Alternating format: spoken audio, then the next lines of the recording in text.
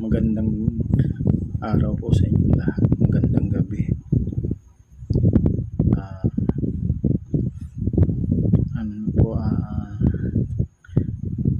Isusuko ko na po itong channel na ito. Parang hindi ko na po kayang gamitin kasi hirap na po tayong magkaroon ng views. Kahit mag-live po tayo, wala na pang nanonood. Parang siguro marahil nawala na rin kayo ng tiwala sa akin. Hindi na po kasado siguro ito, atrasado na po ang nangyayari. Baka hindi ko na po gamitin itong channel na to. Masyado na po akong na-stress kapag nagla-live ako. Stress po ako.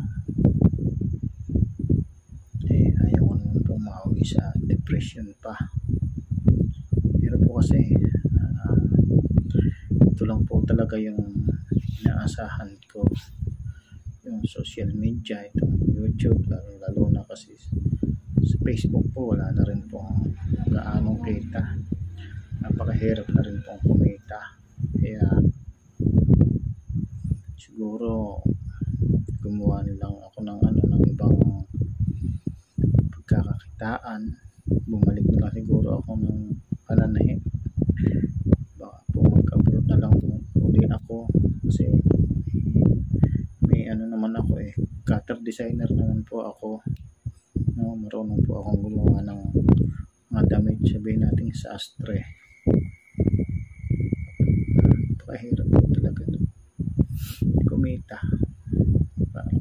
nakaka-stress po talaga wala po ata kaya na ipagpatuloy pa itong mag-vlog ulit, pag-charity.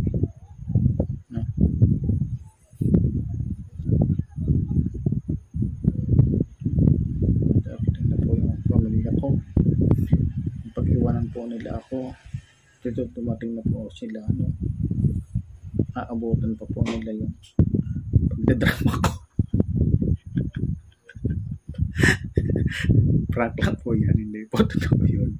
Tuloy po tayo kahit wala po tayong views, tuloy may pan-charity.